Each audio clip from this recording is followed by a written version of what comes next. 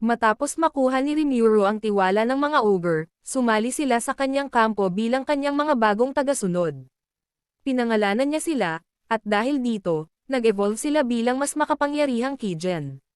Samantala, nalaman ni Rimuru ang tungkol sa isang malaking panganib, isang hukbo ng 200,000 orcs ang sumasalakay sa Jura Forest, pinamumunuan ng isang malakas na orc lord.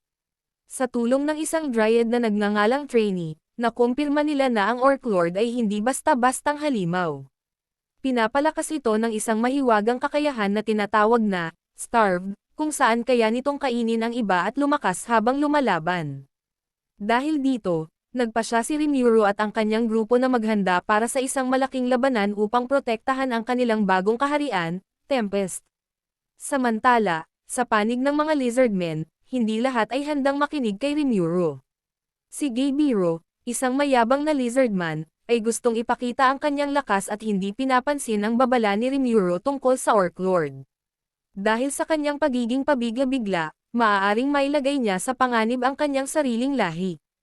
Habang patuloy na naghahanda si Rimuru at ang kanyang mga kaalyado laban sa hukbo ng mga orc, dumating ang isang mayabang na lizardman na nagngangalang Gaebiro kasama ang kanyang mga tauhan. Ipinagmamalaki niya ang kanyang lakas at sinasabing siya ang magiging pinuno ng lizardmen. Hindi niya agad kinikilala ang kakayahan ni Rimuru at iniisip niyang mas malakas siya dito. Samantala, habang abala si Gaebiro sa kanyang ego, ang kanyang ama, ang tunay na pinuno ng lizardmen, ay nagpasya ng makipagtulungan kay Rimuru upang labanan ang Orc Lord. Ngunit dahil sa labis na kumpiyansa ni Gaebiro, napapaniwala siya ng mga traidor sa kanyang tribo na agawin ang posisyon ng kanyang ama.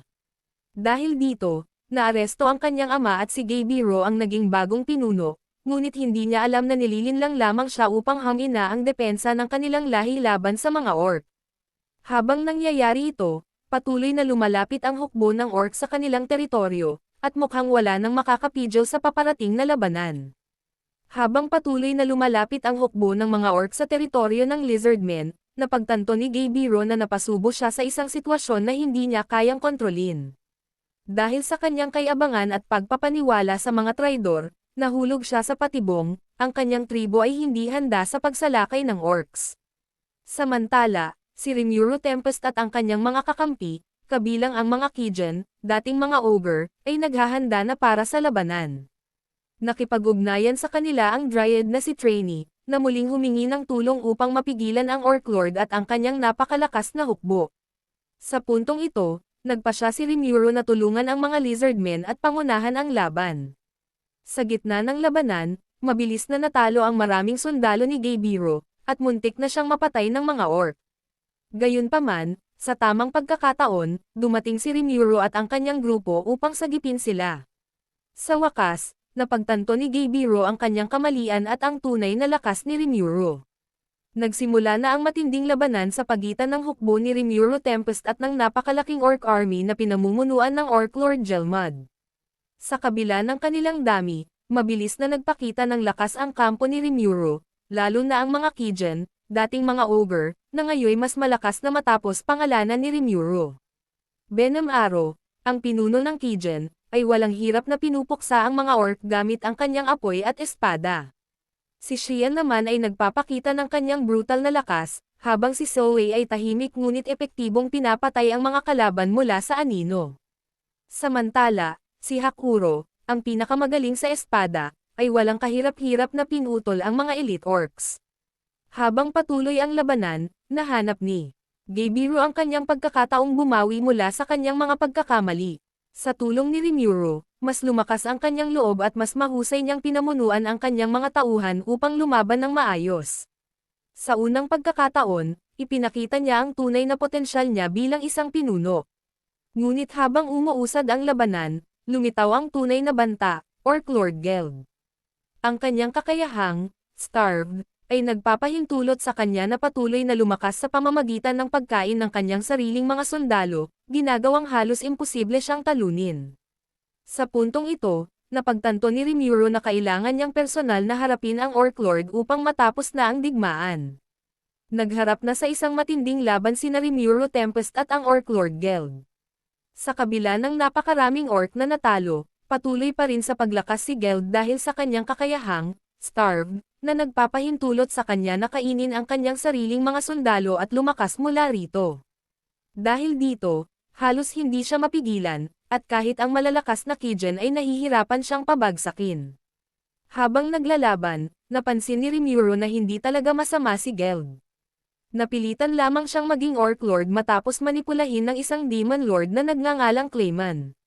Napagtanto ni Rimuru na si Geld ay hindi isang tunay na halimaw na may masamang puso, kundi isang pinunong handang gawin ang lahat para sa kanyang lahi, kahit na nangangahulugan ito ng kanyang sariling pagkawasak.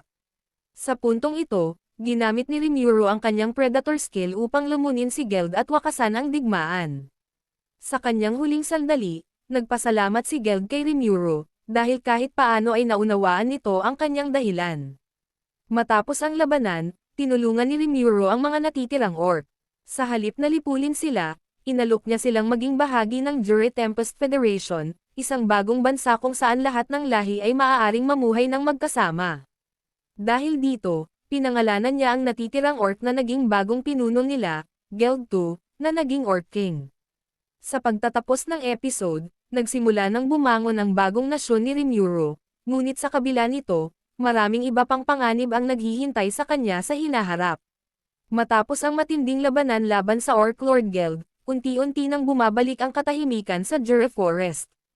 Ang mga dating kalaban, ang mga orc, goblins, lizardmen, at Kijin, ay nagtipon-tipon upang pag-usapan ang hinaharap ng kanilang mga lahi.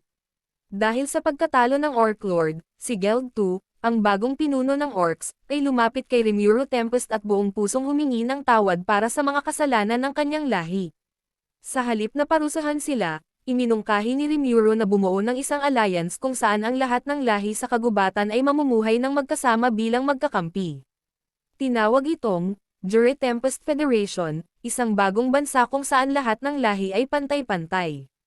Upang gawing opisyal ang alyansa, ang Lizardman Chieftain, ama ni Gabiru, ay pumayag na ipasa ang kanyang titulo sa kanyang anak na babae, si Sokka, upang maging kinatawan ng kanilang lahi. Samantala, si Trainee, ang Dryad na tagapangalaga ng kagubatan, ay kinilala rin ang pamumuno ni Rimuru. Dahil dito, opisyal nang tinanggap ng buong kagubatan si Rimuru bilang kanilang Great Leader. Samantala, sa ibang lugar, ang Demon Lord Clayman ay lihim na nagpaplano matapos mabaygo ang kanyang plano sa Orc Lord. Nagpakita na rin ng interes kay Rimuru ang iba pang malalakas na nilalang, kabilang ang Demon Lord Milam Nava. Sa pagtatapos ng episode, nagsisimula ng umunlad ang bagong bansa ni Rimuru, ngunit hindi pa rin siya nakasisigurado kung magiging mapayapa ang hinaharap, lalo na't mas marami pang malalakas na kalaban ang